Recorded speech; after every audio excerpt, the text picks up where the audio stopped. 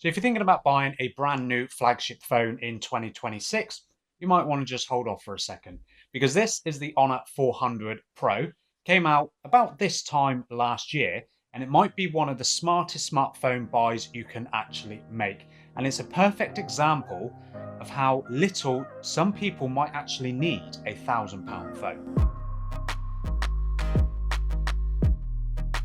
The Honor 400 Pro launched at about 700 quid, positioning itself just below flagship territory. But what's interesting is that the hardware inside this phone still looks very flagship level, even in 2026. We're talking a Snapdragon 8 Gen 3, 200 megapixel main camera, 120Hz OLED display, massive battery, and insanely fast charging. And here's the thing that a lot of people don't realize is the Snapdragon 8 Gen 3 inside this Honor 400 Pro is still plenty powerful enough for basically everything you might want to throw at it, including gaming, multitasking, a bit of video editing, all your photography needs, which means that if you're considering buying a flagship, look at something like this because it'll give you basically everything that you need and it will save you hundreds of pounds in the process. So if you like practical smartphone advice, a little bit like this, helping you to avoid overspending, make sure you're subscribed because that's basically what my entire channel is all about. So the Honor 400 Pro definitely looks and feels premium. You've got a large curved display, bold camera module on the back, and overall it feels much closer to a flagship than a typical mid-range phone. It's also IP68 and IP69 rated, meaning it's fully protected against dust and water, and that's something a lot of mid-range phones still don't offer.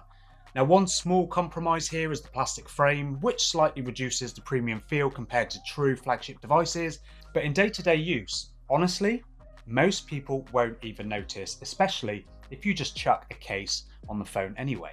And the display is another area where this phone really punches above its price. You get a 6.7-inch OLED panel with 120Hz refresh rate and a resolution of around 2800 by 1280. Peak brightness can hit around 5000 nits in certain situations, which means outdoor visibility is excellent.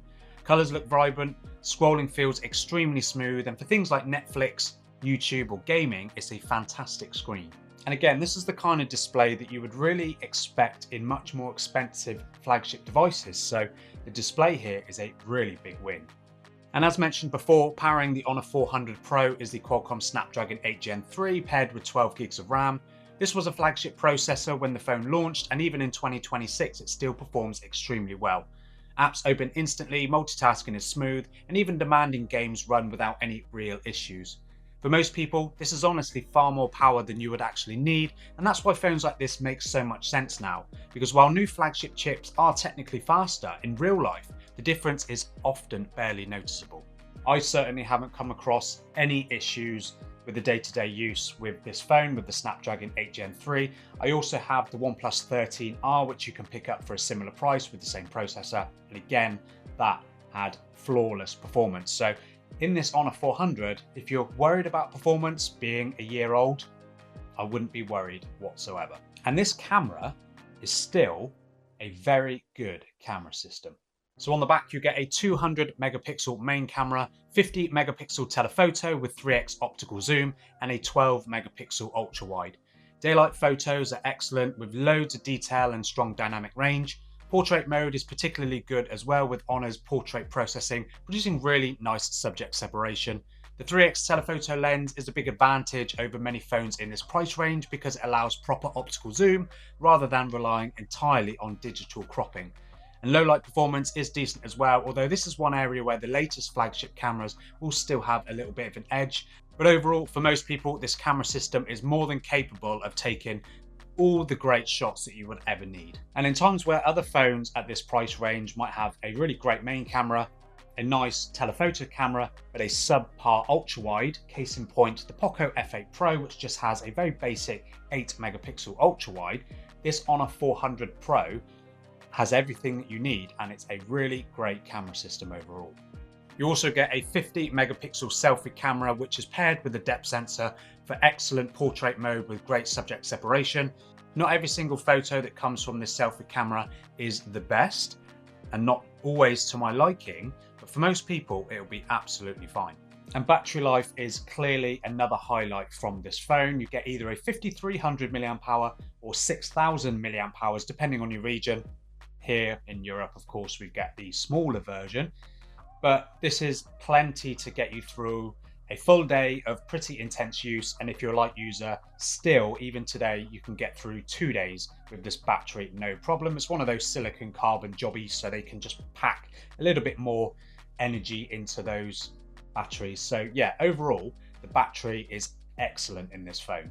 But the real standout feature here is the charging speed. You get 100-watt wired and 50-watt wireless charging, which means you can go from 0 to 50% in roughly 15 minutes. And once you get used to charging speeds like that, to be honest, it's hard to go back. I'm personally not the biggest user of wireless charging. I can't even remember the last time I used a wireless charger, despite it being so quick. But it's there if you chuck your phone in your car on a wireless charging pad or next to your bed, whatever, you've got the option there. For me, like I said, personally, I don't use wireless charging, but whichever you use, if you've got those compatible chargers, you'll get it charged up very, very quickly. And then software is the usual Magic OS. And when the phone launched, it had Magic OS 9 based on Android 15. It has since been updated to Magic OS 10 with Android 16. And Honor promised up to 6 years of software updates, which is impressive for this price category. Of course, if you buy this phone now, you'll be looking at around 5 years, but that's still great. There's also quite a few AI features built in, including photo editing, AI image expansion, and eraser tools. Some of these features are genuinely useful. I don't particularly use them all the time, and the interface itself can feel slightly different if you use stock Android or One UI from Samsung, etc. But performance-wise, it's fast and it's stable. You get the usual customization options with themes and wallpapers, widgets, all that good stuff, so you can really customize the phone to how you want it to look. So here's the big question. Should you buy an Honor 400 Pro in 2026? And to be honest, for most people, absolutely. Because this phone shows something really interesting about the smartphone market, and where most people are being pushed to $800, $900 or £1,000 flagships, but devices like this prove that you can spend hundreds of pounds less and still get flagship level performance, excellent cameras, a great display, fast charging, and long software support. And when a phone like this inevitably drops in price, like it has this year, like it will inevitably next year, the value just gets better and better. So if you're upgrading your phone in 2026, don't navigate straight to the new flagship releases. Consider some of these older mid-range devices or even some of the older flagship phones, and check out this video down below before you consider a flagship device, because that might give you a little bit more info.